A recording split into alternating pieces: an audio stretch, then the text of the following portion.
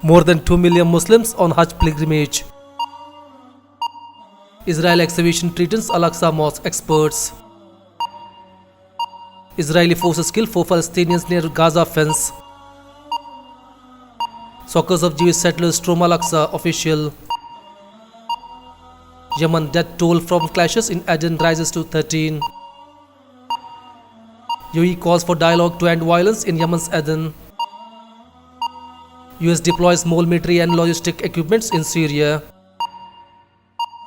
At least 60 killed in fuel tanker explosion in Tanzania. Death toll rises to 41 in Myanmar landslide. Pakistan suspends birth services with India. Pakistan formally suspends trade ties with India. India move on Kashmir has chuck on China, scholar.